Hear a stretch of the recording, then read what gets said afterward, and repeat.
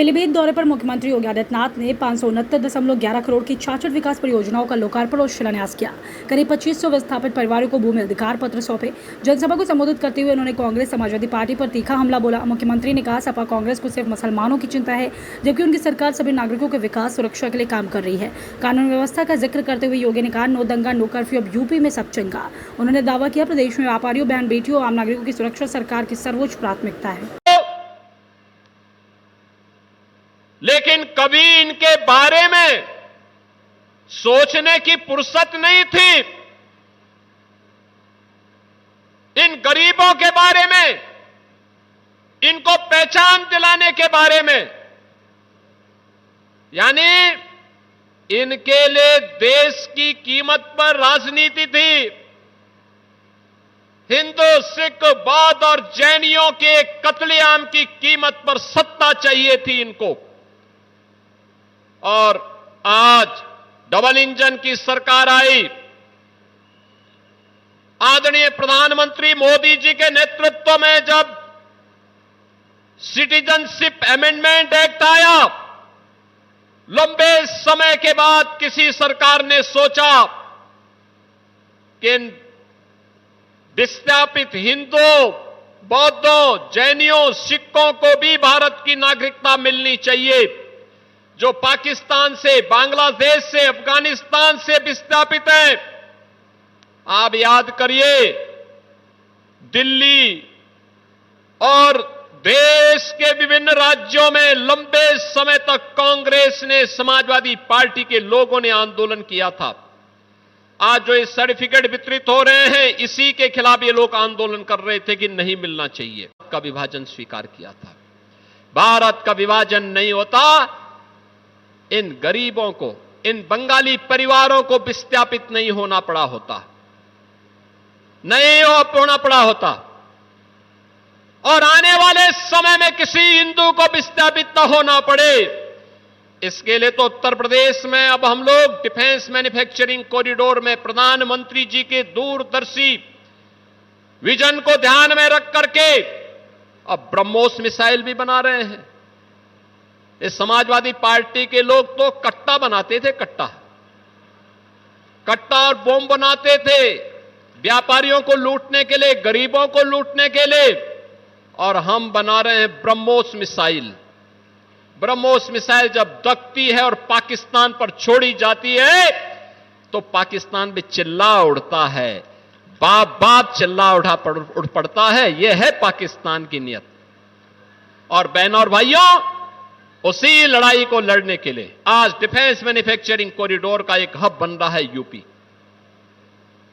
अब यूपी के अंदर विकास हो रहा है। एक इकोनॉमिक कॉरिडोर इसी पीलीभीत से होते हुए जा रही है शामली के लिए, गोरखपुर से पीलीभीत होते हुए, मुरादाबाद होते हुए, और ये जाएगी सीधे शामली, और शामली से फिर आगे पानीपत, गोरखपुर से सिलीगुड़ी तक जाएगी।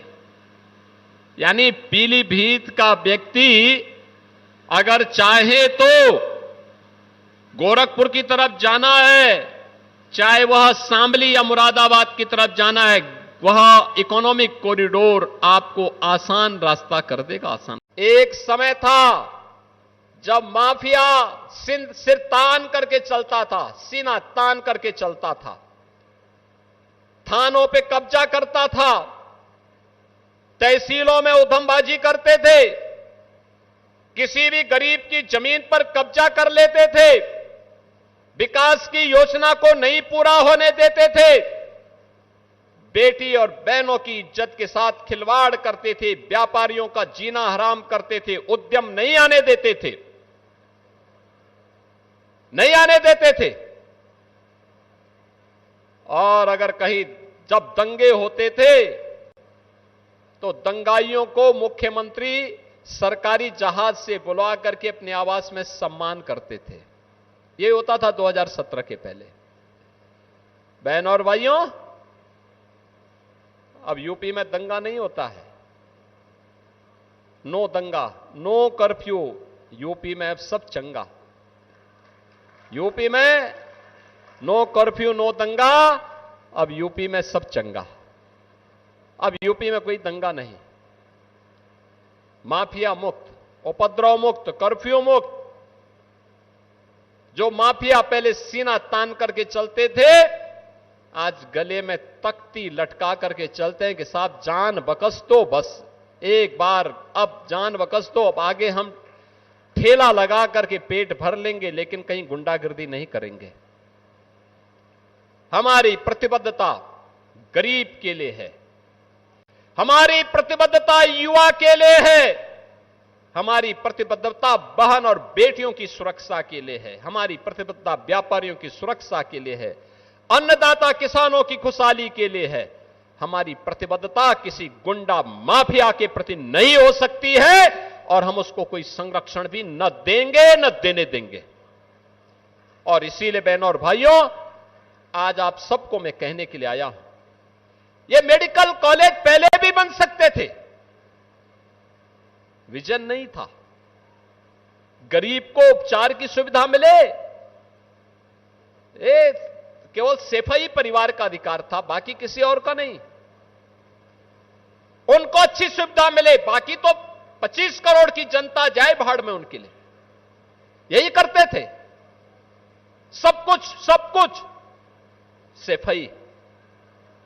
पीलीभीत नहीं, लखीमपुर खीरी नहीं, बरेली नहीं, रामपुर नहीं, मुरादाबाद नहीं, बदायूं नहीं, एक खानदान का कब्जा बरकरार रहे, बाकी और कुछ भी नहीं। कि वो साइकिल चलेगी तो दंगा करवाएगी, उपद्रव करवाएगी, कर्फ्यू लगाएगी, गुंडागिर्दी करेगी, बेटी की सुरक्षा में सेंध लगाएगी,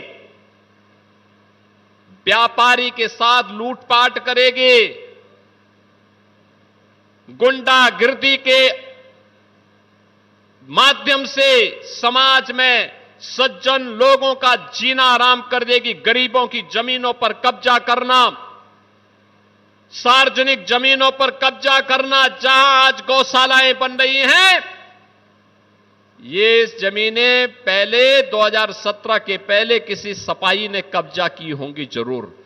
और जब सरकार आई और हम लोगों ने पहले दिन एक घोषणा की थी कि अगर जमीन कब्जा किए हो तो खाली कर दो, नहीं तो अगले 48 घंटे के बाद जब कार्रवाई शुरू होगी तो 7 पीढ़ियों का भुक्तभोगी होना पड़ेगा। तो बहुत सारे लोगों ने उसी समय साथ अपनी विरासत को संरक्षित करने की इच्छा से आए हुए आज से लगभग 56 वर्ष पहले